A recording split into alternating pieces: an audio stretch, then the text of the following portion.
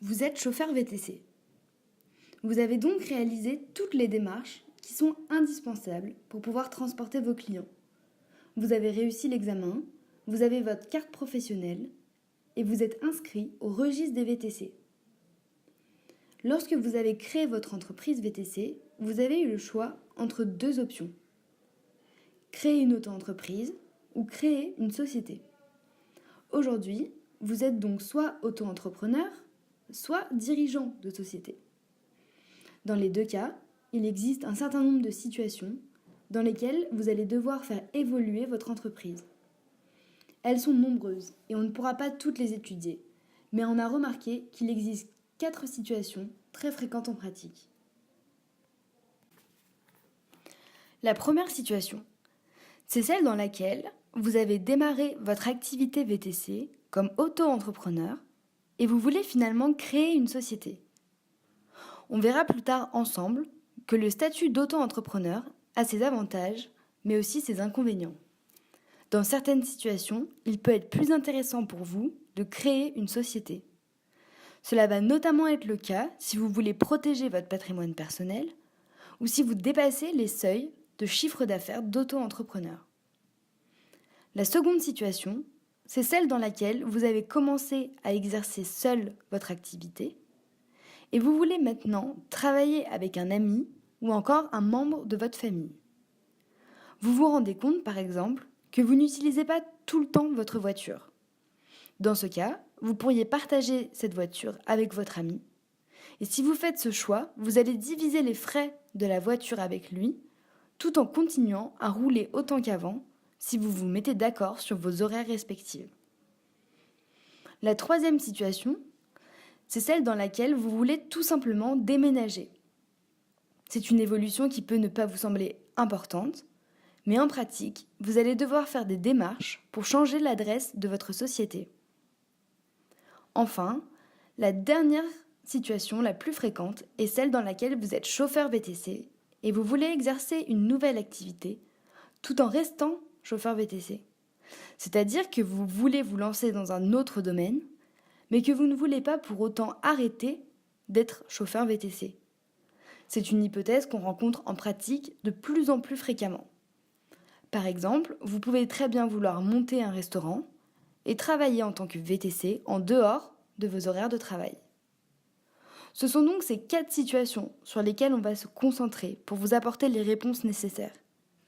Il faut savoir qu'en moyenne, les entreprises VTC effectuent au moins une de ces modifications tous les 2 ans. Vous allez donc forcément être concerné par le sujet dont on va parler aujourd'hui. Il faut également que vous ayez conscience que le non-respect des démarches entraîne des sanctions et notamment des amendes. Vous avez peut-être déjà entendu vos amis ou vos collègues dire que ces démarches étaient chères ou compliquées. En réalité, elles ne le sont pas forcément. Il suffit de comprendre précisément pourquoi on doit les faire et surtout comment on doit les faire. On va étudier ensemble ces situations pour vous donner des conseils sur les démarches que vous allez devoir effectuer. On va commencer par s'intéresser à la première situation dont on vient de parler. C'est celle dans laquelle vous êtes auto-entrepreneur et vous désirez abandonner ce statut pour créer une société. Vous êtes nombreux à avoir commencé votre activité de chauffeur VTC en créant une auto-entreprise.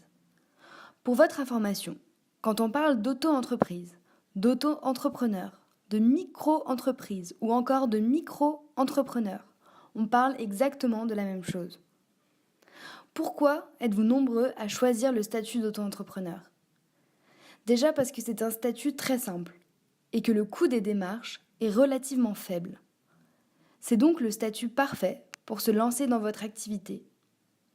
En réalité, c'est un statut qui est pratique pour commencer, mais quand l'activité se développe, ce n'est plus forcément le statut le plus adapté.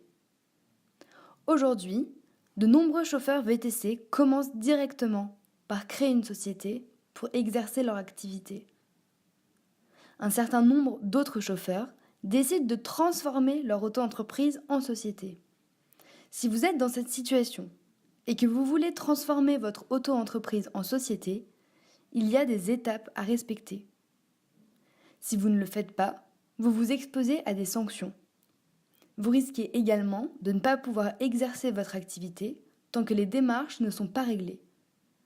Il est donc important pour vous de suivre les explications qui vont suivre. Avant toute chose, il est sans doute utile de revenir rapidement sur le statut d'auto-entrepreneur et de faire un point sur le sujet.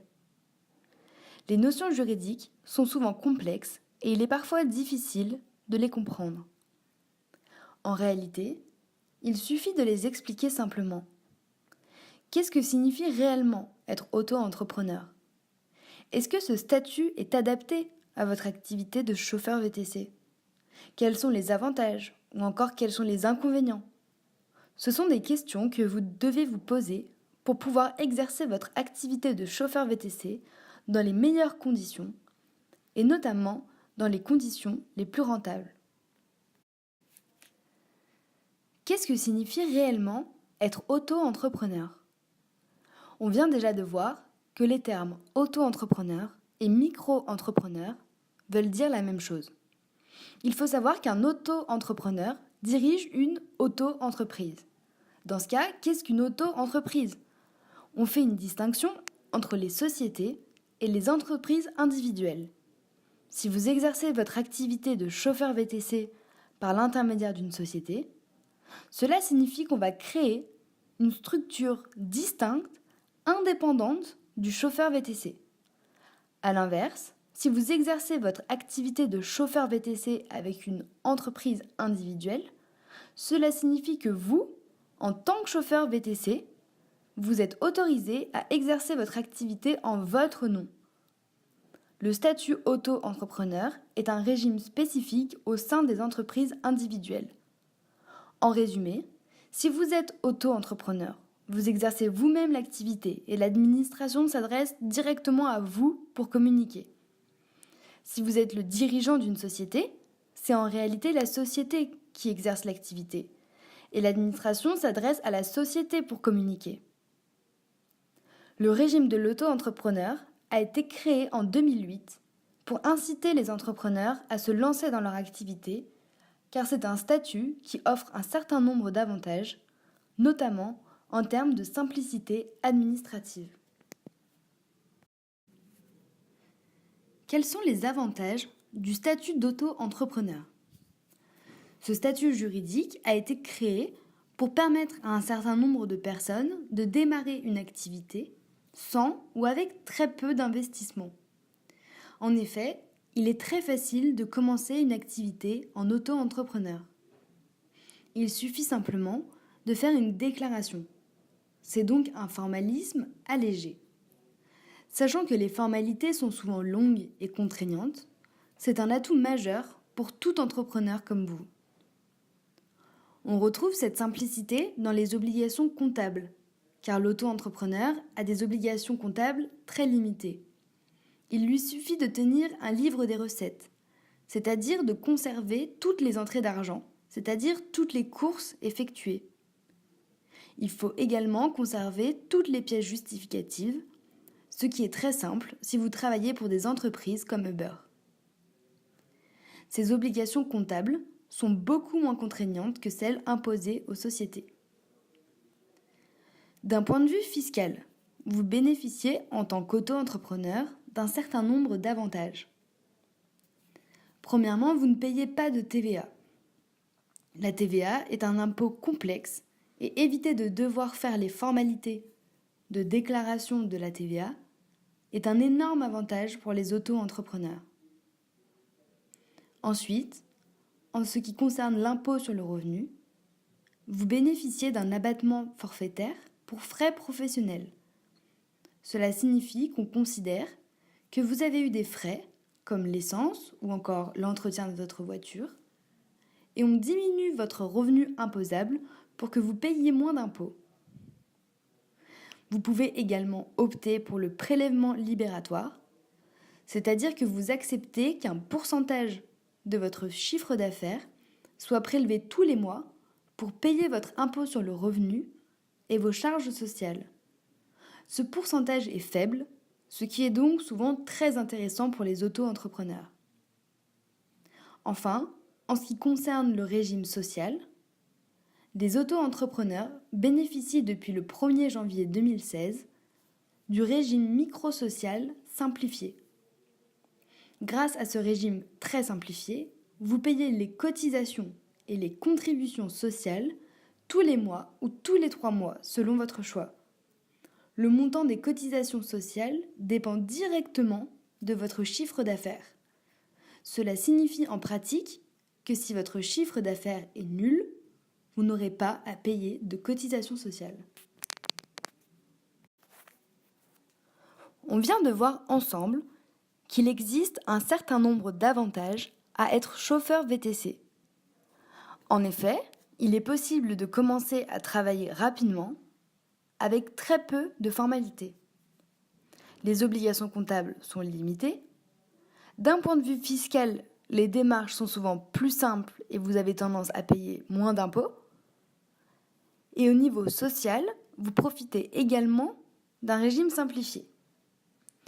Mais étant donné qu'il n'existe pas de structure parfaite, vous vous doutez bien qu'il n'y a pas que des avantages au statut d'auto-entrepreneur. Il existe aussi des inconvénients. C'est ce qui explique l'intérêt de transformer votre auto-entreprise en société. Le premier inconvénient est le respect des seuils du chiffre d'affaires. On va faire une parenthèse sur la notion de chiffre d'affaires pour que ce soit une notion bien comprise. Le chiffre d'affaires, c'est le montant total de ce que vous avez gagné avant qu'on enlève vos dépenses. Par exemple, si vous avez réalisé 100 courses pour un montant de 1 000 €, votre chiffre d'affaires est de 1 000 €. Si pour ces 100 courses, vous avez dépensé 200 € d'essence, le bénéfice sera de 1000 moins 200, c'est-à-dire de 800 €. Vous voyez donc qu'il y a bien une différence entre votre chiffre d'affaires qui est de 1 000 € et le bénéfice qui est de 800 €. Le chiffre d'affaires et le bénéfice sont donc deux notions complètement différentes. Le chiffre d'affaires, c'est toute la somme des courses effectuées, alors que le bénéfice, c'est ce que vous percevez sur votre compte à la fin du mois. Pour en revenir à l'auto-entrepreneur, comme vous le savez, le statut d'auto-entrepreneur est possible uniquement si vous ne dépassez pas un certain montant de chiffre d'affaires. Depuis le 1er janvier 2018, un chauffeur VTC peut bénéficier du statut auto-entrepreneur uniquement si son chiffre d'affaires annuel ne dépasse pas 70 000 €. Cela correspond à un chiffre d'affaires d'environ 1 350 € par semaine. Avant le 1er janvier 2018, le seuil était beaucoup plus bas. Il était fixé à 33 200 €, soit l'équivalent d'environ 640 € de chiffre d'affaires par semaine. Aujourd'hui, dès que votre chiffre d'affaires dépasse 1 350 € par semaine, vous perdez le statut d'auto-entrepreneur et tous les avantages qui vont avec. Le premier inconvénient du statut d'auto-entrepreneur est donc qu'il est limité par votre chiffre d'affaires et que vous pouvez donc perdre ce statut si votre activité commence à vraiment bien marcher. Un autre inconvénient du statut d'auto-entrepreneur est que les frais professionnels sont calculés par un abattement forfaitaire. Qu'est-ce que ça veut dire en pratique ? Ça veut dire que vous n'avez pas à calculer vos frais. On considère qu'ils correspondent à la moitié de votre chiffre d'affaires. Par exemple, si vous avez gagné 1 500 €, on considère que pour gagner ces 1 500 €, vous avez dépensé la moitié, c'est-à-dire 750 €. Vous allez donc déclarer uniquement 750 € au lieu des 1 500. Si vos frais réels d'essence, ou encore de location de voiture, ou encore de réparation ou d'entretien de voiture, étaient de 600 €, vous avez donc réalisé une économie, vu qu'on a considéré quand vous aviez dépensé 750 €. Par contre, à l'inverse, si vos frais étaient en réalité de 850 €, vous êtes perdant, car on aura toujours considéré que vos frais étaient de 750 €. En tant que chauffeur VTC, vous pouvez rapidement être perdant, car c'est une activité qui entraîne un certain nombre de coûts très importants, que ce soit l'essence, la location ou l'entretien de votre voiture, ou encore des réparations éventuelles.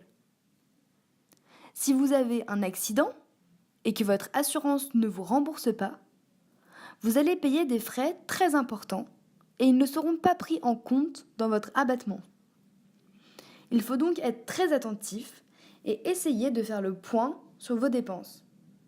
Si elles dépassent la moitié de votre chiffre d'affaires, le statut d'auto-entrepreneur n'est pas intéressant pour vous.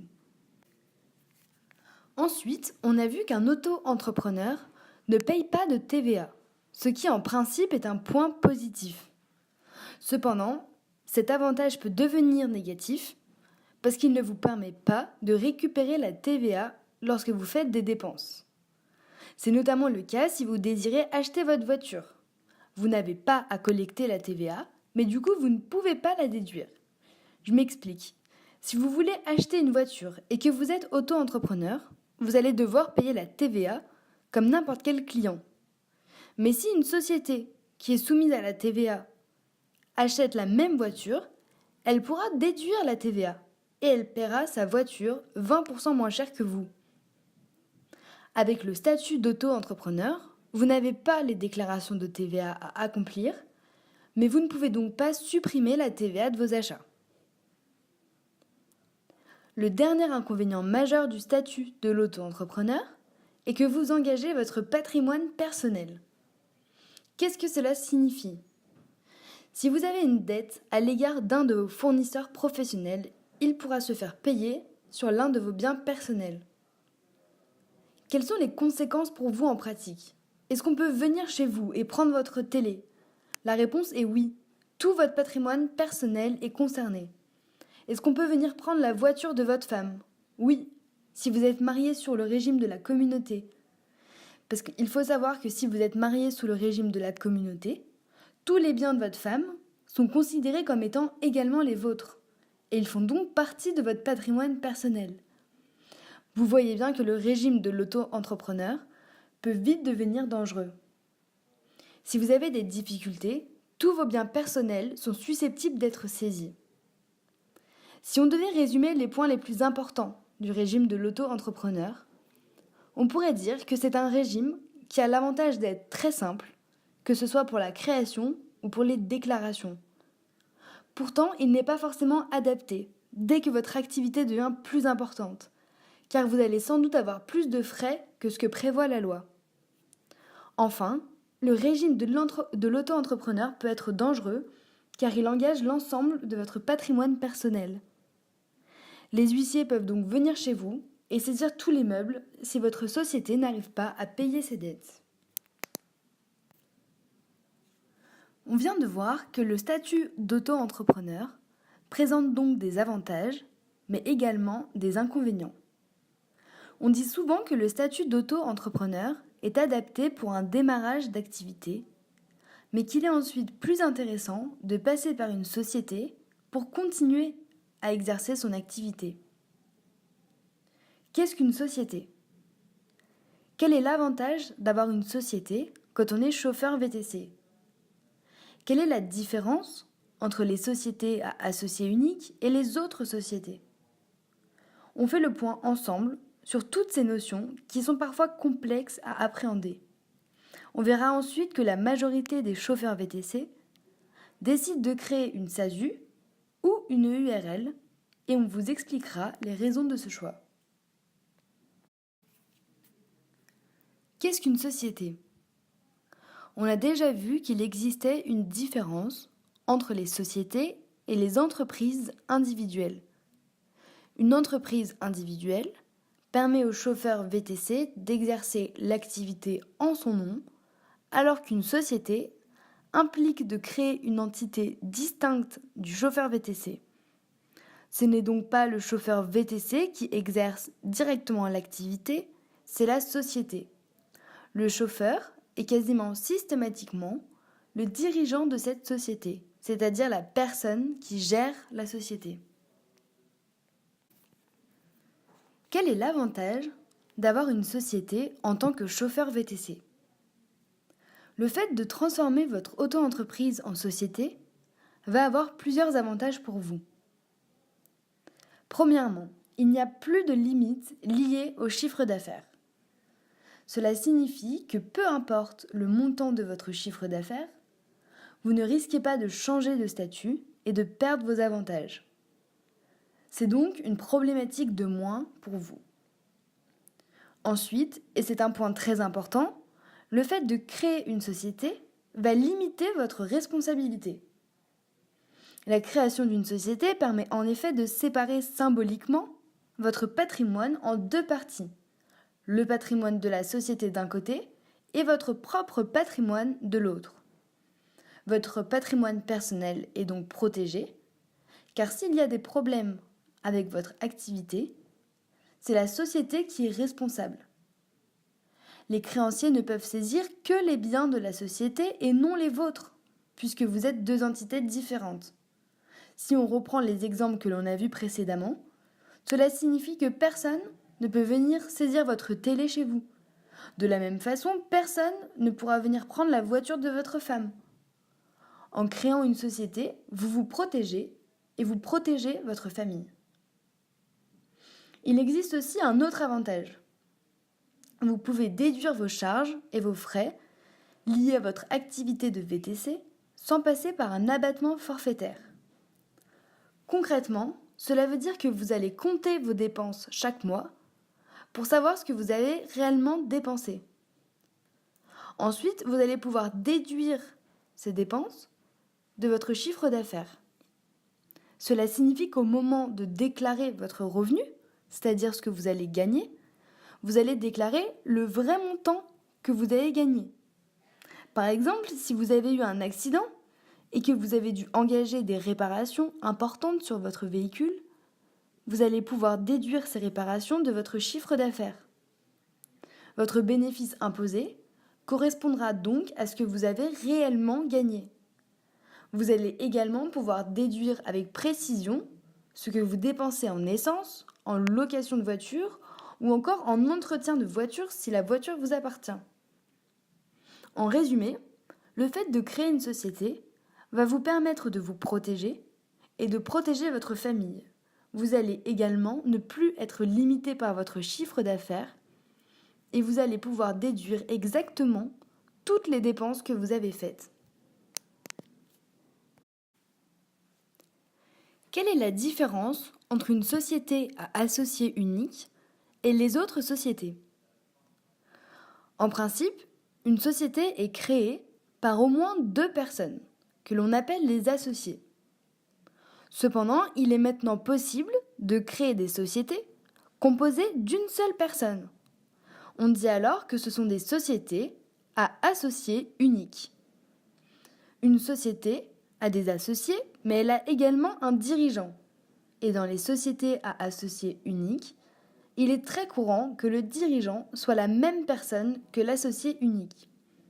Cela signifie que lorsqu'un chauffeur VTC crée une société pour exercer son activité, il est très souvent associé unique et dirigeant de sa société. Il existe 2 structures qui vous permettent d'exercer seul votre activité sous la forme d'une société. Il s'agit de la SASU, qui signifie Société par Action Simplifiée Unipersonnelle, et de l'EURL, qui signifie Entreprise Unipersonnelle à responsabilité limitée. Ce sont les 2 seules structures qui vous autorisent à créer une société tout seul.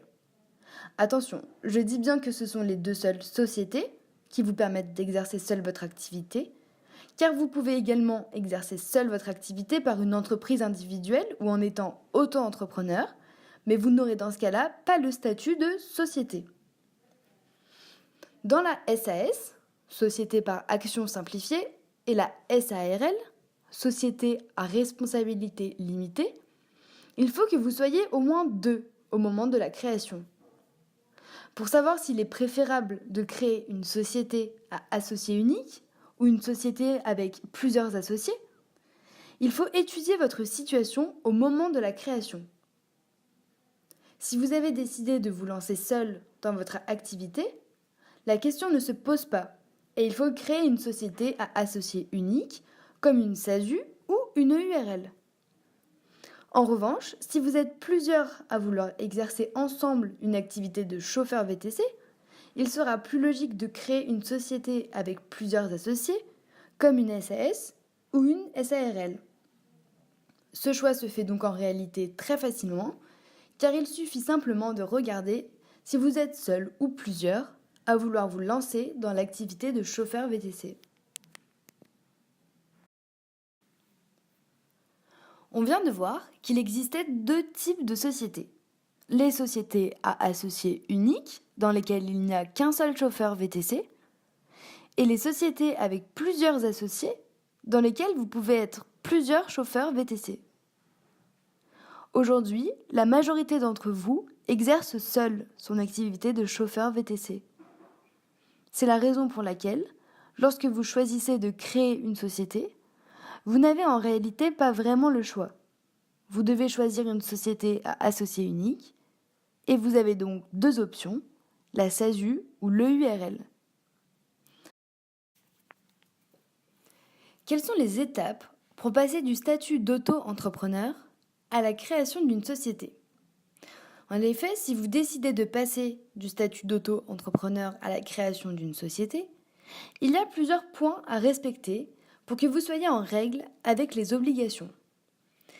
Ces différentes phases peuvent être réunies en 3 étapes.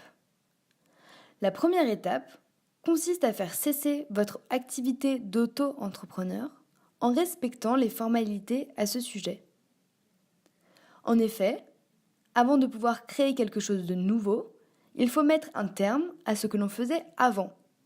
C'est exactement la même chose lorsque vous changez d'appartement. Vous commencez par mettre un terme à votre contrat de location avant d'en signer un nouveau. Si vous ne faites pas cela, vous payerez alors 2 loyers. C'est exactement le même raisonnement ici. Si vous ne mettez pas un terme à votre auto-entreprise avant de créer une société, vous continuerez à payer des charges pour votre auto-entreprise alors même qu'elle n'aura plus d'activité. La seconde étape va être la création de votre société et son immatriculation. Ensuite, la dernière étape sera celle de l'inscription de votre société au registre des VTC. Il y a donc bien 3 étapes: cessation de votre activité d'auto-entrepreneur, création d'une société et inscription de votre société au registre des VTC. On va s'intéresser de plus près à chacune de ces étapes. Vous allez facilement comprendre le fonctionnement et vous pourrez sans aucune difficulté commencer les démarches pour exercer votre activité sous la forme d'une société. On vient de voir ensemble que la première étape de votre transformation en société est de faire cesser votre activité d'auto-entrepreneur. En effet, lorsque vous avez décidé de choisir le statut d'auto-entrepreneur, vous avez fait une déclaration d'auto-entrepreneur auprès du Centre de formalité des entreprises, qu'on appelle également le CFE. De la même manière, lorsque vous décidez de cesser votre activité d'auto-entrepreneur, il est obligatoire d'informer le Centre de formalité des entreprises. La première étape est donc de faire une déclaration de cessation d'activité auprès du CFE compétent. Lorsque vous avez fait votre déclaration de début d'activité, vous n'avez rien payé. De la même façon, il n'y a aucun frais à engager pour faire votre déclaration de cessation d'activité. Pour que vous soyez en règle, il faut également déclarer votre dernier chiffre d'affaires. Ce chiffre d'affaires correspond à la dernière période pendant laquelle vous avez exercé votre activité en tant qu'auto-entrepreneur. Pour reprendre l'exemple du loyer, lorsque vous quittez votre ancien appartement, vous allez devoir payer votre dernière quittance de loyer. Avant de partir, vous faites ce paiement pour ne plus rien devoir à votre propriétaire. Ici, c'est exactement pareil. Avant de quitter votre statut d'auto-entrepreneur, vous faites votre dernière déclaration de chiffre d'affaires pour qu'on puisse savoir jusqu'à quelle date vous avez exercé sous le statut d'auto-entrepreneur et qu'on puisse vous imposer en fonction de cette date. Une fois ces 2 déclarations effectuées, celle de cessation d'activité et celle du chiffre d'affaires, votre activité d'auto-entrepreneur sera considérée comme étant terminée. La première étape sera validée et vous pourrez passer à la seconde étape, qui est la création et l'immatriculation de votre société. Maintenant que votre activité d'auto-entrepreneur a pris fin, il faut évidemment créer votre société pour pouvoir continuer à exercer votre activité. C'est la deuxième étape. Les délais de création d'une société sont parfois longs. Vous pouvez donc tout à fait commencer les démarches de création avant d'avoir fait votre déclaration de cessation d'auto-entreprise. Si vous faites cela, vous serez sûr que vous ne vous retrouverez pas dans une période pendant laquelle vous n'aurez pas du tout le droit d'exercer votre activité de chauffeur VTC. Pour pouvoir faire vos démarches, il faut déjà savoir quel est l'organisme auquel vous devez vous adresser. Il faut savoir que l'activité de chauffeur VTC est une activité artisanale et il faut donc immatriculer votre société au répertoire des métiers. L'immatriculation au répertoire des métiers n'est pas compliquée, mais il ne faut pas oublier qu'il faudra en principe participer à un stage obligatoire d'initiation à la gestion. Il existe un certain nombre de dispenses pour ce stage, mais il coûte environ 260 € pour 4 jours de formation et il vous permettra d'avoir des bases plus solides pour vous lancer dans la création de votre société. Il est donc souvent conseillé de suivre ce stage. Ensuite, il faudra réunir tous les documents nécessaires à la création de votre société. Ces documents sont nombreux et celui qui est le plus important est les statuts. La rédaction initiale des statuts est souvent compliquée et il est nécessaire de se faire aider. Les aides à ce sujet sont aujourd'hui multiples. Il existe principalement les avocats et les legal tech. Si vous êtes dans une situation compliquée et que vous avez besoin de conseils poussés, il est préférable de faire appel à un avocat. A l'inverse, si votre situation est simple, il peut être plus judicieux de faire appel au service d'une legal tech qui ne pourra pas faire de conseils, mais qui vous aidera à créer votre société pour un coût beaucoup moins élevé. Les documents relatifs à la création de votre société seront ensuite envoyés à la Chambre des métiers qui procédera à l'immatriculation au répertoire des métiers. Vous obtiendrez ainsi votre numéro SIRET et votre CABIS. Pour rappel, le CABIS correspond à la carte d'identité de votre société, car c'est un document qui tient généralement sur une feuille et qui reprend toutes les caractéristiques principales de votre société. Pour votre information, si vous décidez de créer votre société sans vous faire aider, les coûts de création sont d'environ 530 €. Ce montant comprend les frais d'immatriculation au greffe, les frais d'inscription au répertoire des métiers et les frais d'annonce légale. Après avoir réalisé les 2 premières étapes, c'est-à-dire cesser votre activité d'auto-entrepreneur et créer votre société, vous allez pouvoir passer à la dernière étape, l'inscription au registre des VTC. Lorsque vous avez commencé à exercer votre activité de chauffeur VTC en tant qu'auto-entrepreneur, vous avez obligatoirement dû vous inscrire au registre des VTC en votre nom. Cependant, on a vu précédemment qu'une société est une entité qui est distincte de vous. Vous allez être le dirigeant de cette société, mais officiellement, c'est elle qui exerce l'activité de chauffeur VTC. Il est donc nécessaire de procéder à une inscription de votre société au registre des VTC. Pour pouvoir l'inscrire, les démarches ne sont pas compliquées. Il suffit de réunir un certain nombre de documents. Le CABIS de votre société, qui correspond au justificatif d'immatriculation, une attestation d'assurance couvrant la responsabilité civile professionnelle et une copie de votre carte professionnelle. Si vous êtes propriétaire de votre véhicule, il faut transmettre une copie du certificat d'immatriculation pour chaque véhicule utilisé. Si vous n'êtes pas propriétaire, il faut un justificatif de capacité financière. Cette inscription est obligatoire pour que la société puisse exercer et elle peut se faire en ligne. Les frais liés à l'immatriculation au registre VTC sont fixés à 170 €. On peut reprendre en quelques mots l'essentiel de ce que l'on vient de voir sur le passage du statut d'auto-entrepreneur à la création d'une société. Si vous avez fait ce choix, il faut commencer par faire une déclaration de cessation d'activité de votre auto-entreprise auprès du Centre de formalité des entreprises. Ensuite, il y a l'étape majeure de la création de votre société et de son immatriculation au répertoire des métiers. Enfin, une fois que votre société est créée, il faudra bien penser à l'inscrire au registre VTC.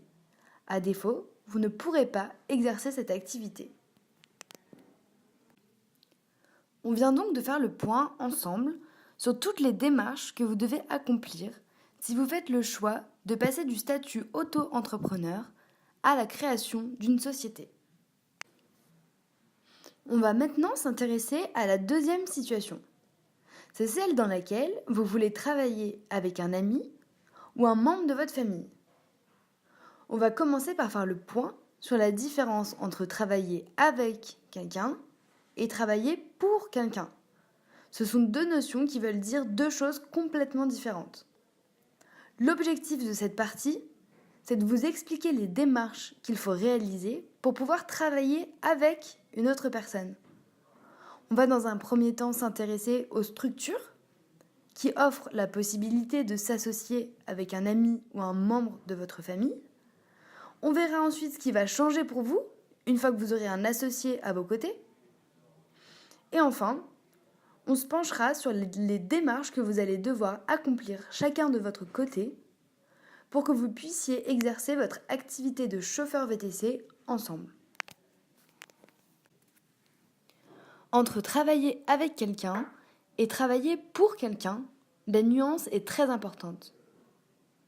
Si vous travaillez pour quelqu'un, la situation la plus courante est celle où la personne pour qui vous travaillez exerce son autorité sur vous. C'est notamment le cas lorsque vous êtes salarié. Vous travaillez pour un employeur et vous avez signé un contrat de travail. En revanche, quand vous travaillez avec quelqu'un, il n'y a pas cette notion d'autorité. Vous travaillez ensemble et vous êtes liés pour le meilleur et pour le pire car vous partagez les revenus, mais vous partagez aussi les pertes. Vos situations sont donc liées. Si la société se porte bien, vous en profitez tous les deux. Et à l'inverse, si elle traverse une période difficile, vous en souffrez tous les deux. Dans cette hypothèse, il n'y a pas de contrat de travail, mais un contrat entre associés. Les statuts d'une société sont en réalité le contrat passé entre les associés lors de la création de la société. Vous voyez bien la différence au niveau du salaire. Si vous êtes salarié, vous êtes en principe sûr d'être payé à la fin du mois, même si la société connaît des difficultés. A l'inverse, si vous êtes associé et que la société connaît des difficultés, il est possible que vous ne touchiez pas de salaire. La différence entre les deux statuts se reconnaît donc aussi grâce à ce point.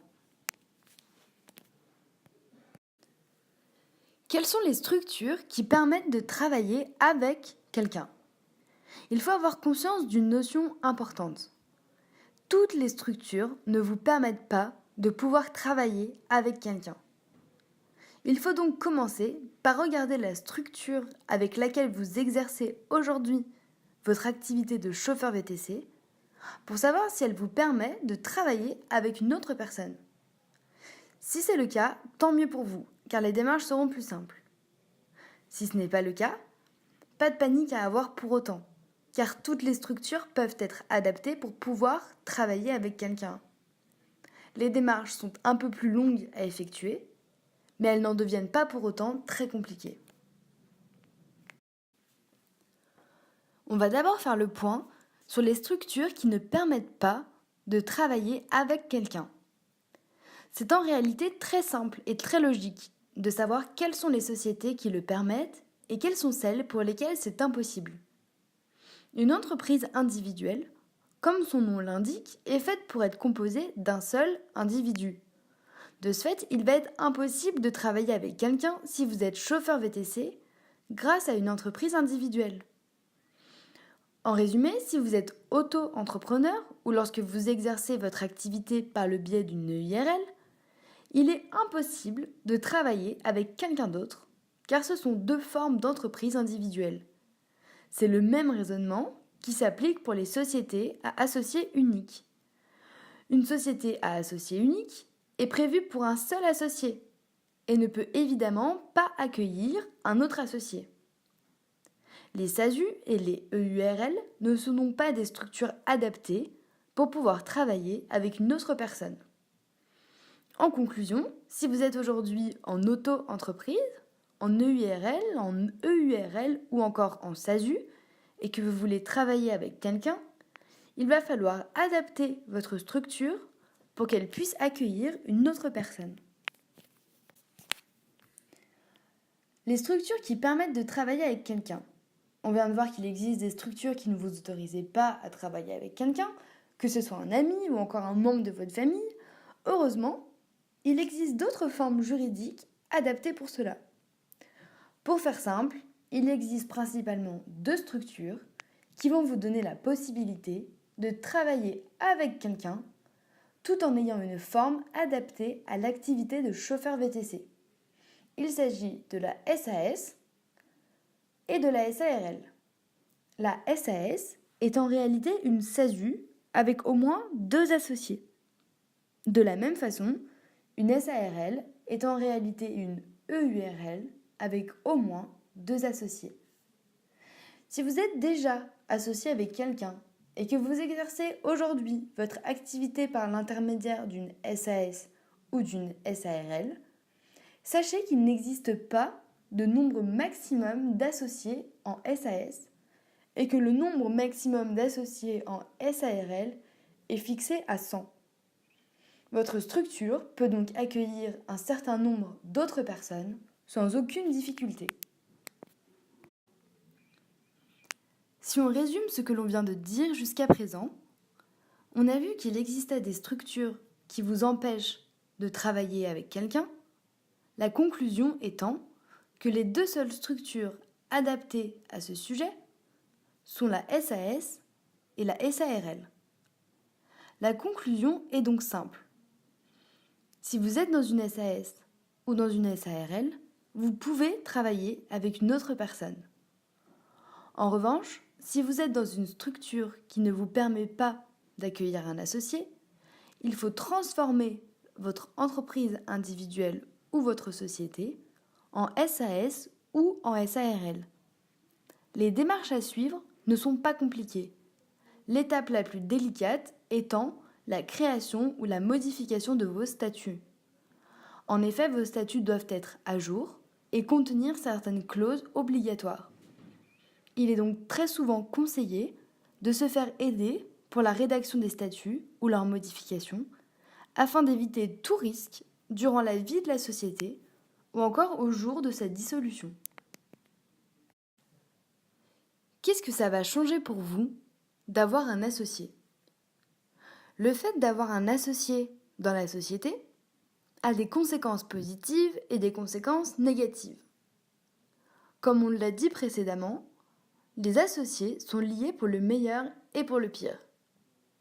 Si la société est dans une bonne période et enregistre des revenus, les associés se partagent le bénéfice. Le partage du bénéfice entre les associés se fait en fonction de leurs apports. Si le premier associé a apporté 50 000 euros et que le deuxième associé a apporté la même chose, c'est-à-dire 50 000 euros, ils sont chacun associés dans la société à hauteur de 50%. Ils touchent donc chacun 50% du bénéfice, c'est-à-dire la moitié du bénéfice que la société réalise.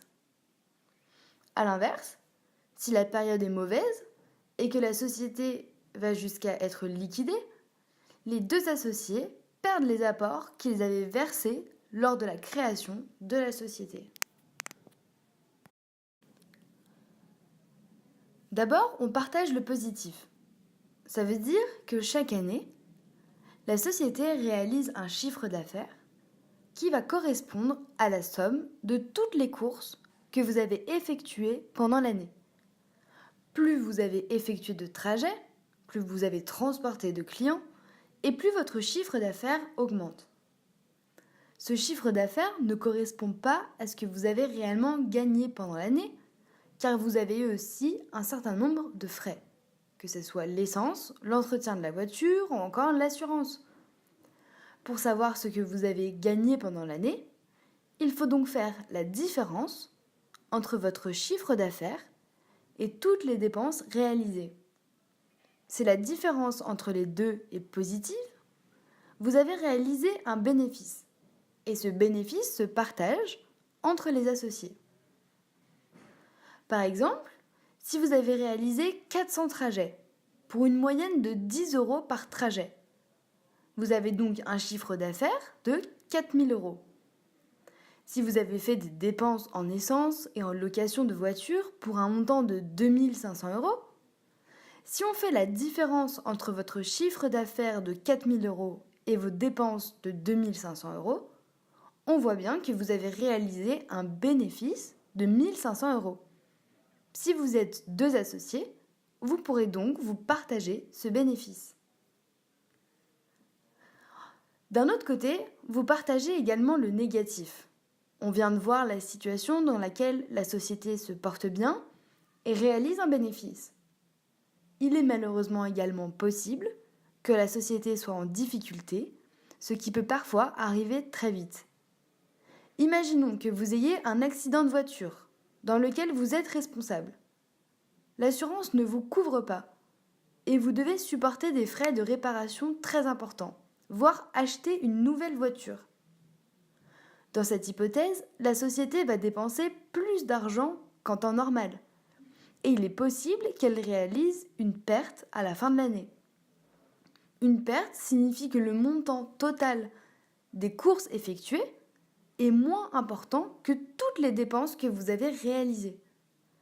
Pour reprendre l'exemple de tout à l'heure, imaginons que vous ayez réalisé encore une fois 400 trajets pour une moyenne de 10 €, c'est-à-dire le même chiffre d'affaires de 4 000 €. Vous avez fait des dépenses en essence et en location de voiture pour 2 500 €, comme dans mon exemple précédent. Sauf que cette année, vous avez eu un accident, vous êtes en tort. L'assurance vous demande de payer 2 000 €. Cette année, vous n'avez donc pas fait seulement 2 500 € de dépenses, mais 4 500 € de dépenses à cause de cet accident. Cette fois-ci, si on fait la différence entre votre chiffre d'affaires de 4 000 € et vos dépenses de 4 500 €, on voit bien que cette année, vous n'avez pas fait de bénéfice. Vous avez réalisé une perte de 500 €. Si la perte ne se produit que sur une année, ce n'est pas grave. Mais si les pertes se répètent au fur et à mesure des années, la société risque d'être liquidée et les associés perdront leur investissement initial. Heureusement, en exerçant votre activité par l'intermédiaire d'une SAS ou d'une SARL, vous n'engagez jamais votre patrimoine personnel. Est-ce que la personne avec laquelle vous allez travailler doit faire des démarches ? Vous êtes vous-même chauffeur VTC. Vous êtes donc au courant des démarches que vous avez dû effectuer. Vous êtes passé par l'examen VTC, vous avez ensuite récupéré votre carte professionnelle, puis vous vous êtes inscrit au registre des VTC. On a vu tout à l'heure que votre société est également inscrite au registre des VTC. Est-ce que l'inscription de la société au registre des VTC permet de pouvoir travailler avec quelqu'un qui n'est pas lui-même chauffeur VTC ? Ou est-ce que cette personne doit passer l'examen VTC et s'inscrire elle-même sur le registre ? On fait le point ensemble sur toutes les démarches que la personne avec qui vous voulez travailler va devoir effectuer. Est-ce que cette personne doit également avoir une carte professionnelle ? On a vu qu'une carte professionnelle VTC est personnelle, elle est donc unique. Elle permet à une seule personne d'avoir le titre de chauffeur VTC, celle qui a passé l'examen et qu'il a réussi. Si une personne veut travailler avec vous en tant que chauffeur VTC, elle doit donc faire les mêmes démarches pour obtenir sa carte professionnelle. C'est logique, car l'examen permet de vérifier que vous avez les capacités de devenir un chauffeur VTC. La personne avec qui vous voulez travailler doit donc passer l'examen VTC, le réussir, puis s'inscrire au registre des VTC. Pour rappel, l'examen VTC a une partie théorique et une partie pratique. La partie théorique dure presque 4 heures et porte sur 7 matières différentes. Le droit du transport, la gestion, la langue française, la langue anglaise, la sécurité routière, le développement commercial et la réglementation nationale spécifique VTC. Si vous réussissez la partie théorique, vous pouvez aller passer la partie pratique qui dure 20 minutes. Pour cette épreuve, il faut venir avec son propre véhicule. Il existe un certain nombre de formations pour préparer cet examen. Elles sont vivement conseillées dans la mesure où l'examen est de plus en plus difficile. Cependant, il faut savoir que le prix des formations varie en règle générale entre 500 et 1500 euros. En aucun cas, ces formations sont obligatoires. Vous pouvez donc décider de vous entraîner seul et de passer l'examen VTC en candidat libre. Vous avez tout à fait le droit de faire ça. Dans cette hypothèse, vous ne payerez que l'inscription à l'examen VTC, qui est tout de même de 195 euros. Ensuite, après avoir passé cet examen et l'avoir réussi, il faut s'inscrire au registre des VTC. C'est un registre qui contient la liste de tous les exploitants VTC, que ce soit des personnes ou des sociétés. Il doit tout le temps être à jour, raison pour laquelle on demande à chaque nouveau chauffeur VTC de s'inscrire sur ce registre avant de pouvoir exercer. Pour s'inscrire, il suffit d'aller sur le site internet du registre des VTC, car la procédure est dématérialisée, ce qui signifie que l'inscription peut se faire en ligne.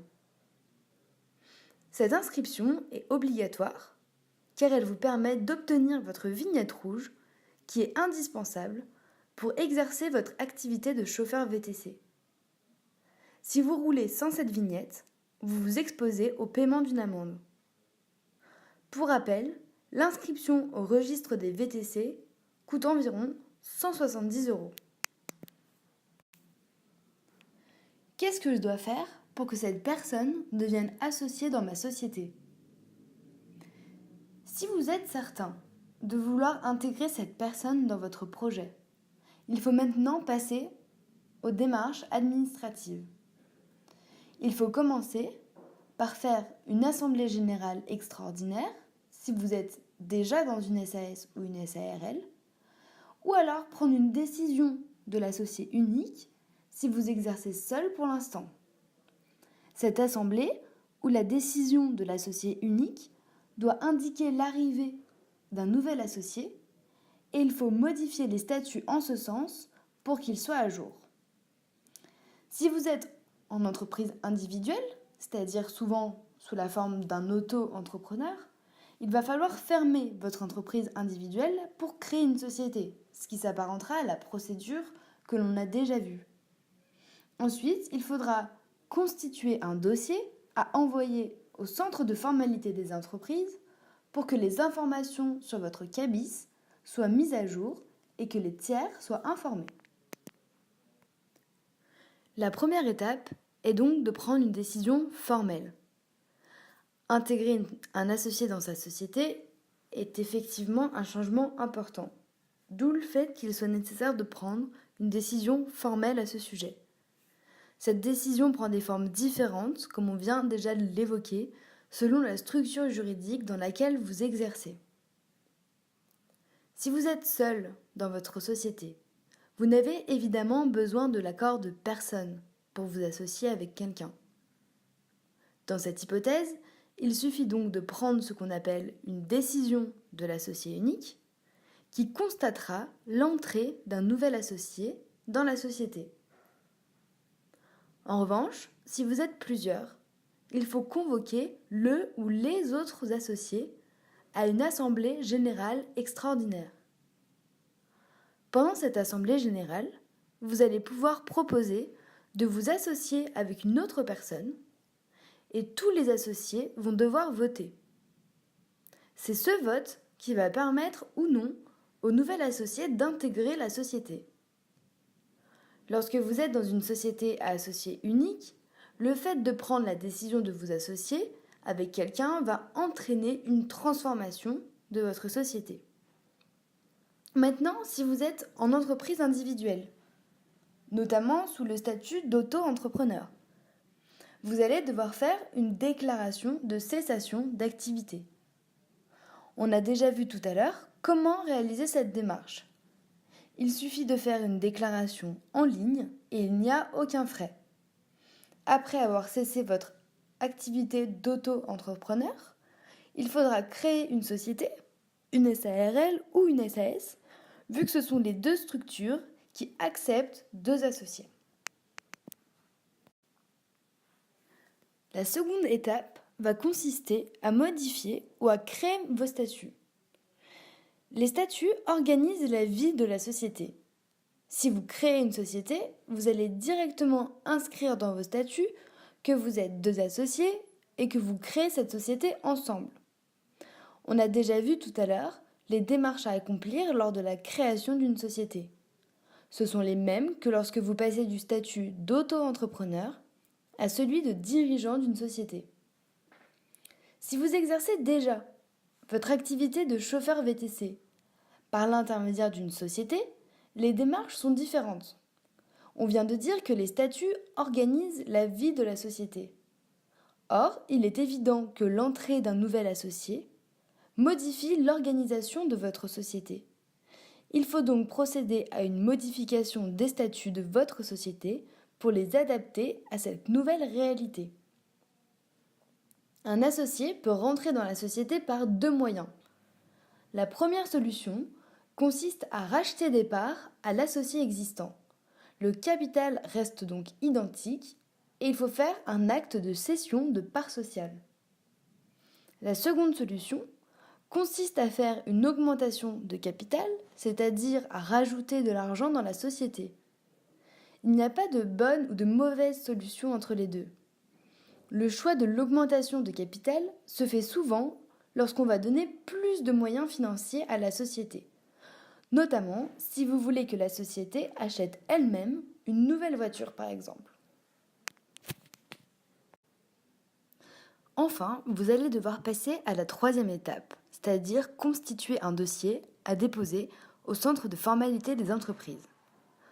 En effet, si vous vous contentiez de prendre une décision et de modifier les statuts, il y aurait deux problématiques. Premièrement, les tiers ne seraient pas au courant de cette modification, alors même que les informations relatives aux sociétés doivent être publiques. Deuxièmement, l'administration ne serait pas non plus au courant, alors que c'est elle qui met à jour votre cabis, sachant que c'est ce document qui est demandé pour la plupart des formalités. Il faut donc envoyer un dossier au centre de formalité des entreprises, comprenant un certain nombre de pièces, dont une annonce légale publiée dans un journal officiel pour informer les tiers, et un exemplaire des statuts modifiés. Votre dossier sera vérifié par le greffe et en principe validé. Une fois la validation effectuée, le cabis sera mis à jour et le greffe vous l'enverra en format papier pour que vous ayez la dernière version. On vient donc de voir toutes les démarches et les modalités qu'il faut effectuer si jamais vous faites le choix de commencer à travailler avec un ami ou un membre de votre famille. On a revu la notion de travailler avec quelqu'un et pour quelqu'un. On a revu les structures qui vous permettent de faire ce choix, celles qui ne vous le permettent pas, celles qu'il faut donc choisir, les façons d'adapter votre structure. On a également vu les conséquences pour vous d'avoir un associé à vos côtés. Et enfin, on a vu les démarches que la personne qui veut travailler avec vous va devoir réaliser, ainsi que les démarches que vous allez devoir faire vous de votre côté. On passe maintenant à la troisième situation. C'est celle dans laquelle vous allez déménager en restant dans la même ville ou encore en changeant de ville. Lors d'un déménagement, il y a un certain nombre de formalités à respecter et votre société sera également concernée. Il va falloir procéder à une modification du siège social dans vos statuts pour qu'il soit à jour. Ces démarches ne sont pas compliquées. Il suffit pour vous d'avoir compris ce que c'est que le siège social, pourquoi on doit le modifier et quelles sont les démarches à effectuer pour procéder à la modification. En réalité, ces démarches vont dépendre de la structure juridique dans laquelle vous exercez votre activité de chauffeur VTC. Qu'est-ce que le siège social ? Qu'est-ce qu'on entend quand on parle du siège social de votre société ? Le siège social, c'est en principe l'adresse à laquelle vous exercez votre activité. Par exemple, pour une activité de vente de marchandises, le siège social va très souvent être l'adresse de la boutique qui sert de lieu de revente des objets. Cependant, pour vous, en tant que chauffeur VTC, le raisonnement ne peut pas être le même, parce que vous n'exercez pas votre activité à un endroit fixe. Vous vous déplacez sans cesse et il serait impossible de fixer une adresse en lien avec le lieu d'exercice concret de votre activité. L'intérêt du siège social est de pouvoir donner à l'administration une adresse à laquelle il est possible de vous envoyer du courrier. C'est la raison pour laquelle les chauffeurs VTC fixent quasiment systématiquement le lieu de leur siège social à l'adresse de leur résidence personnelle. Est-ce que vous devez modifier votre siège social si vous déménagez ? L'adresse du siège social fait partie des informations qui sont présentes sur le cabis de votre société. Cabis qui est, rappelons-le, la carte d'identité de votre société. L'information est également présente dans vos statuts. Or, comme on vient de le dire, les statuts et votre cabis doivent toujours être à jour.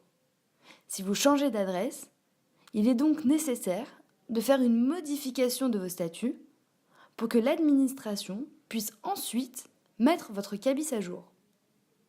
C'est le même raisonnement que lorsque vous faites une déclaration de changement d'adresse à la poste pour que votre courrier ne soit plus distribué à votre ancienne adresse, mais à votre nouvelle adresse. Cette modification n'est pas compliquée, il faut cependant la faire rapidement pour éviter des désagréments, notamment des désagréments administratifs. Lorsque vous déménagez, il faut donc procéder à la modification de votre siège social qui correspond le plus souvent à votre adresse. Les démarches ne seront pas les mêmes si vous exercez votre activité de chauffeur VTC sous le statut d'auto-entrepreneur, par le biais d'une société à associé unique ou par l'intermédiaire d'une société dans laquelle vous êtes plusieurs associés. On va faire le point sur l'ensemble des démarches à réaliser en fonction de votre situation. Si vous êtes sous le statut d'auto-entrepreneur, il faut déjà savoir qu'en réalité, lorsque vous êtes sous le statut d'auto-entrepreneur, on ne parle pas véritablement de siège social, mais de domicile personnel, ce qui revient exactement au même. On parle de domicile personnel dans une entreprise individuelle et de siège social dans une société. Ce n'est qu'un changement de terminologie pour dire exactement la même chose. Donc quand vous êtes auto-entrepreneur, le fait de changer d'adresse nécessite très peu de démarches. Il suffit d'aller sur le site du Centre de formalité des entreprises et de faire une déclaration en ligne de modification de votre domicile personnel. C'est donc une démarche simple et rapide qui a l'avantage de ne pas vous obliger à faire une annonce légale, qui est une formalité relativement chère. La formalité est plus simple parce qu'un auto-entrepreneur n'est pas une société et n'a pas de statut. Il n'y a donc pas de véritable modification de statut à réaliser. Si vous êtes associé unique d'une société, que ce soit une SASU ou une EURL, les démarches de modification du siège social sont plus complexes et plus onéreuses que pour un auto-entrepreneur. En effet, il faut commencer par indiquer ce changement par écrit en prenant une décision de l'associé unique. Il faut ensuite modifier les statuts en mettant le siège social à jour. Les tiers doivent être informés de ce changement et il faut donc publier une annonce légale dans un journal officiel avant de constituer un dossier à envoyer au centre de formalité des entreprises compétents pour qu'ils la valident et mettent votre cabis à jour. La formalité de l'annonce légale doit contenir des mentions obligatoires et il est donc nécessaire de faire appel à un professionnel pour être sûr que votre dossier soit accepté par le CFE. Enfin, dans la dernière hypothèse, si vous êtes associé d'une société et que vous devez modifier le siège social de votre société, la procédure ressemble beaucoup à celle que l'on vient de voir, c'est-à-dire lorsque vous êtes associé unique. La seule différence, c'est que vous ne pouvez pas, en principe, prendre seul cette décision de modification. Il faut l'accord des autres associés. Il faut donc les convoquer à une assemblée générale extraordinaire et procéder au vote de la modification du siège social dans les statuts. Une fois que cette modification est acceptée, les démarches deviennent identiques. Il va falloir que vous modifiez le siège social dans vos statuts, puis passer à la publication d'une annonce légale dans un journal officiel, envoyer votre dossier au centre de formalité des entreprises compétents pour enfin pouvoir récupérer votre cabis mis à jour. Nous avons donc fini de voir les démarches que vous allez devoir effectuer lorsque vous allez déménager, c'est-à-dire effectuer un changement de votre domicile personnel si vous êtes auto-entrepreneur ou un changement de votre objet social si vous êtes aujourd'hui dirigeant de société. On va maintenant s'intéresser à la quatrième situation qui concerne une toute autre hypothèse. Vous êtes chauffeur VTC et vous vous trouvez dans une situation où cette activité n'est pas votre seule activité ou ne va plus être votre seule activité. En effet, il est possible d'exercer plusieurs activités en même temps. Il faut alors déterminer quelle va être votre activité principale et quelle sera votre activité secondaire. Pour faire simple, il va falloir essayer de quantifier le temps et l'importance de chaque activité pour savoir quelle est la plus importante. Il va également falloir vérifier que les deux activités sont compatibles et qu'il n'y a pas des interdictions prévues par la loi qui vous empêcheraient d'exercer les deux en même temps. Le cumul des activités par l'intermédiaire d'une même société nécessite la modification de votre objet social pour l'adapter à la réalité de vos activités, c'est-à-dire une modification de vos statuts. Qu'est-ce que l'objet social ? L'objet social de votre société est une mention obligatoire présente dans vos statuts qui a pour objectif de décrire votre activité. Cette mention apparaît également sur votre cabis, c'est-à-dire sur la carte d'identité de votre société. L'objet social a principalement deux fonctions. La première fonction de l'objet social est de permettre à n'importe quelle personne faisant une recherche sur votre société de savoir quelle est l'activité qu'elle exerce. Les termes employés doivent en principe être simples pour qu'à la simple lecture de l'objet social, on puisse comprendre ce que vous faites. La seconde fonction de l'objet social est de délimiter un périmètre d'activité.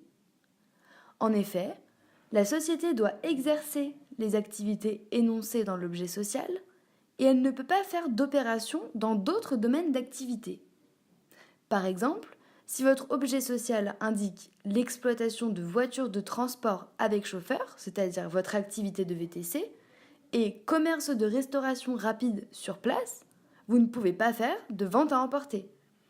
Si vous voulez que ce soit le cas, il faudra écrire exploitation de voitures de transport avec chauffeur et commerce de restauration rapide sur place ou à emporter.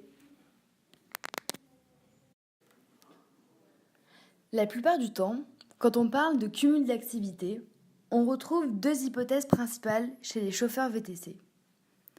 Dans la première hypothèse, vous voulez faire de l'activité de chauffeur VTC votre activité principale. Dans la seconde, vous préférez qu'elle ne soit qu'une activité secondaire. C'est un choix qui vous appartient en fonction des opportunités que vous avez et de vos envies. Vous pouvez décider d'ouvrir un restaurant à titre principal et d'être chauffeur VTC ponctuellement pour arrondir vos fins de mois ou vous aider dans le lancement de votre activité. Mais à l'inverse, vous pouvez aussi décider d'ouvrir un restaurant avec un ami et de travailler partiellement dans ce restaurant, tout en gardant principalement votre activité de chauffeur VTC, pour être sûr d'avoir une source de revenus le temps de voir le développement de l'activité de votre restaurant. C'est donc un choix qui vous appartient et le cumul d'activités regroupe principalement ces deux hypothèses. Est-ce que vous pouvez cumuler votre activité de chauffeur VTC avec n'importe quelle autre activité ? En principe, il est possible de cumuler une activité de chauffeur VTC avec n'importe quelle autre activité.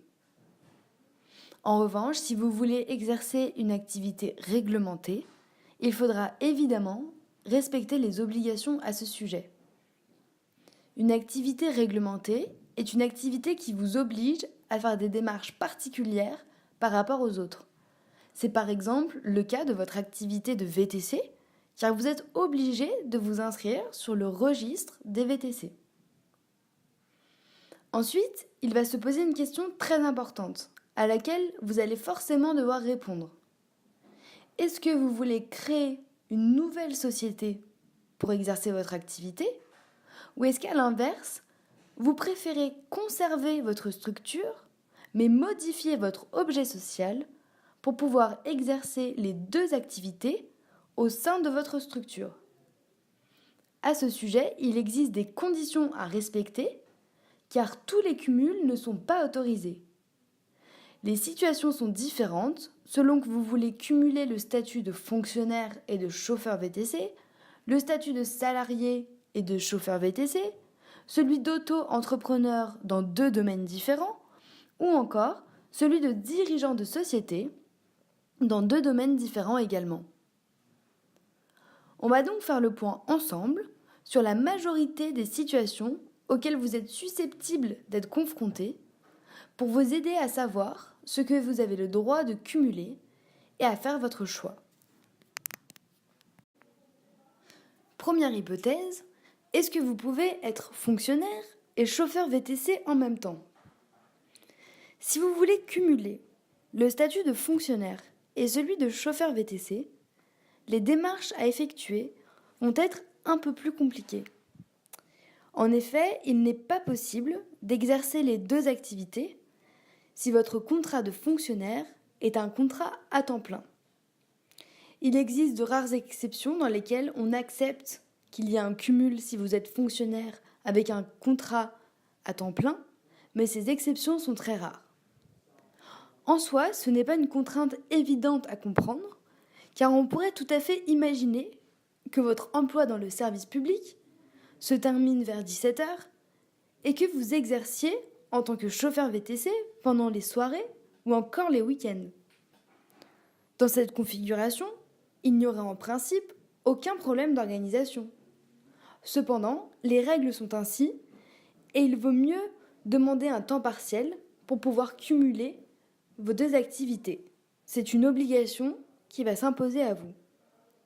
On considère que le temps partiel doit correspondre à une durée de votre travail inférieure ou égale à 70% de la durée légale du travail par semaine, c'est-à-dire environ 24 heures par semaine.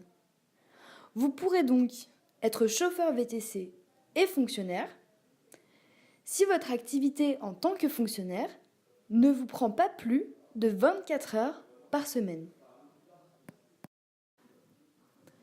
Est-ce qu'il est possible d'exercer deux activités en étant auto-entrepreneur ? Il y a deux notions très importantes à distinguer à ce sujet. Vous avez le droit d'être auto-entrepreneur est d'exercer 2 activités sous ce même statut, mais vous n'avez pas le droit de faire une déclaration d'auto-entrepreneur pour chaque activité. En plus simple, vous pouvez uniquement faire une déclaration d'auto-entrepreneur dans laquelle vous allez indiquer exercer 2 activités, mais vous n'avez pas le droit de faire une déclaration d'auto-entrepreneur pour votre activité de chauffeur VTC, puis une autre déclaration d'auto-entrepreneur pour votre activité de restauration par exemple. Si vous avez commencé par faire une déclaration d'auto-entrepreneur pour votre seule activité de VTC et que vous décidez par la suite de vous lancer dans la restauration, il faudra uniquement faire une déclaration en ligne de modification de votre activité. Il y a donc une interdiction de cumul des statuts d'auto-entrepreneur pour une même personne et cette interdiction vaut également pour les entreprises individuelles. En conclusion, si vous avez une auto-entreprise ou une entreprise individuelle, vous avez tout à fait le droit d'exercer 2 activités. Simplement, vous ne pouvez pas créer une autre auto-entreprise ou une autre entreprise individuelle. Il faut conserver la première, faire une déclaration de modification de votre activité pour inclure la nouvelle activité que vous voulez exercer. Est-ce qu'il est possible d'être auto-entrepreneur et d'avoir une société en même temps pour pouvoir exercer 2 activités? Tout à fait. Vous pouvez très bien décider de rester sous le statut d'auto-entrepreneur pour votre activité de chauffeur VTC et décider par ailleurs de créer à côté une SASU ou une SAS pour votre seconde activité. En effet, peut-être qu'une SASU est le statut juridique le plus adapté à votre nouvelle activité. Si vous décidez de créer une SASU ou une SAS, il n'existe aucune restriction. Vous pouvez être associé et gérant de ces sociétés sans aucune difficulté. Il existe des restrictions uniquement si vous voulez créer une SARL ou une EURL. Pour rappel, l'EURL est une SARL avec un seul associé. Si vous décidez de créer une SARL pour votre seconde activité, vous avez la possibilité d'être associé dans cette société et d'en être le gérant, mais pas le gérant majoritaire. Qu'est-ce que le gérant majoritaire ? C'est celui qui détient le plus grand nombre de parts dans la société. C'est ce qui signifie donc que si vous décidez de créer une EURL, qui est une société, comme je vous le rappelle, avec un seul associé, vous ne pourrez pas être gérant de cette société si vous en êtes l'associé. Parce que si vous en êtes l'associé, ça veut dire que vous êtes l'associé unique, ça veut donc dire que vous avez la totalité des parts et que vous êtes donc le gérant majoritaire, ce qui est interdit. En conclusion, si on devait résumer la situation, vous avez tout à fait le droit d'être auto-entrepreneur et d'être associé dans une SARL, une EURL, une SAS ou encore une SASU. Vous aurez alors le droit d'être gérant de votre SAS ou gérant de votre SASU. En revanche, vous n'aurez pas le droit d'être le gérant de votre EURL et vous n'aurez pas non plus le droit d'être le gérant majoritaire de votre SARL. Est-ce que vous avez la possibilité d'exercer 2 activités dans 2 sociétés différentes ? Si vous exercez votre activité de chauffeur VTC par le biais d'une société et que vous voulez exercer une nouvelle activité en créant une nouvelle société, c'est tout à fait possible.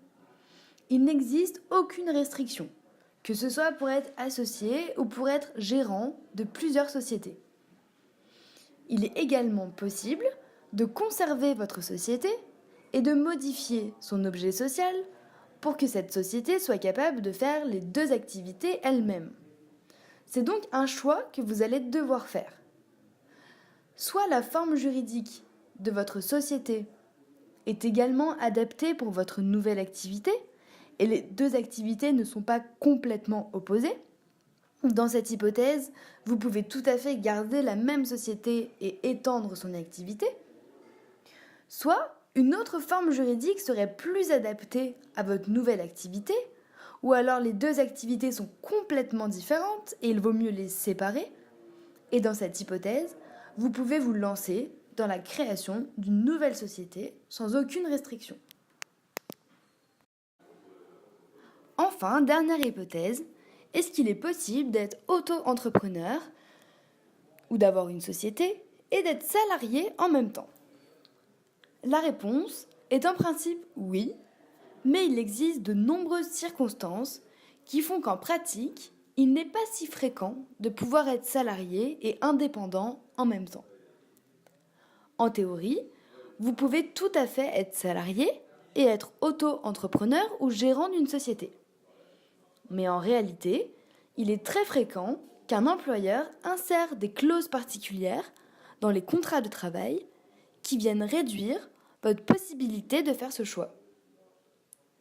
La clause la plus fréquente à ce sujet est la clause d'exclusivité. C'est une clause qui vous interdit tout simplement de travailler en dehors de vos heures de travail. Il faut donc être attentif à la rédaction de votre contrat de travail, car si ce dernier contient une clause d'exclusivité, vous ne pourrez pas exercer une autre activité à côté. Votre contrat de travail peut également contenir une clause de non-concurrence, ce qui signifie que vous ne pourrez pas exercer une activité en tant qu'indépendant qui porte sur le même domaine que ce que vous faites dans le cadre de votre contrat de travail. Étudiez donc avec précision votre contrat de travail pour savoir si vous pouvez exercer une activité d'auto-entrepreneur ou des gérants de société tout en restant salarié. Maintenant que vous connaissez les règles de cumul d'activités, il est important de voir comment modifier votre objet social une fois que vous aurez fait votre choix.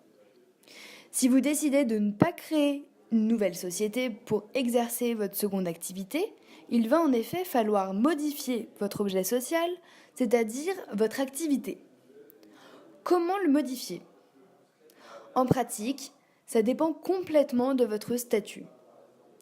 Si vous êtes auto-entrepreneur ou sous la forme d'une entreprise individuelle, vous pouvez faire en ligne une déclaration de modification d'activité. Cette seule démarche vous permettra de pouvoir exercer vos deux activités en même temps. C'est une démarche qui est gratuite. Si vous êtes dans une société à associés uniques, c'est-à-dire une SASU ou une EURL, vous allez devoir prendre une décision de l'associé unique, modifier vos statuts pour rendre l'objet social conforme à la réalité et envoyer par la suite un dossier au centre de formalité des entreprises compétents pour qu'ils prennent votre modification en compte. Il faudra également publier une annonce légale pour informer les tiers. Enfin, si vous êtes dans une société comme une SAS ou une SARL, il faut tenir une assemblée générale extraordinaire pour avoir l'accord des autres associés. Par la suite, vous pourrez modifier vos statuts suite à cette assemblée, puis envoyer votre dossier au centre de formalité des entreprises avec votre annonce légale. D'une manière générale, il est conseillé de se faire aider dans la rédaction de votre objet social, car comme on l'a vu précédemment, les conséquences peuvent être importantes si sa rédaction est imprécise ou trop large. On vient de voir toutes les règles qui existent si jamais vous voulez vous mettre à exercer deux activités. Que vous décidiez de faire de l'activité de chauffeur VTC votre activité principale ou de la faire passer en activité secondaire, il y a des règles à respecter en matière de cumul, selon que vous êtes également fonctionnaire, salarié, auto-entrepreneur dans une autre activité ou encore dirigeant de société dans une autre activité. On vient donc de voir toutes ces règles de cumul. Vous voyez que d'une manière générale, il n'y a pas beaucoup d'interdictions au cumul avec l'activité VTC. Et vous avez vu comment modifier votre objet social, c'est-à-dire modifier l'activité de votre société dans vos statuts. On vient donc de faire le tour des 4 situations qui peuvent pousser un auto-entrepreneur ou un entrepreneur dirigeant de société à modifier ses statuts ou modifier sa déclaration d'auto-entrepreneur. On a vu dans la première hypothèse le passage de l'auto-entrepreneur à la création d'une société. On a ensuite vu la possibilité de vous mettre à travailler avec un ami ou encore un membre de votre famille. On a vu l'hypothèse dans laquelle vous vouliez déménager. Et enfin, on s'est intéressé à l'hypothèse dans laquelle vous vouliez exercer 2 activités. Vous vous êtes normalement rendu compte qu'aucune de ces démarches n'est en réalité compliquée. Si toutefois vous avez besoin d'aide, n'hésitez pas à vous tourner vers un professionnel compétent pour vous aider.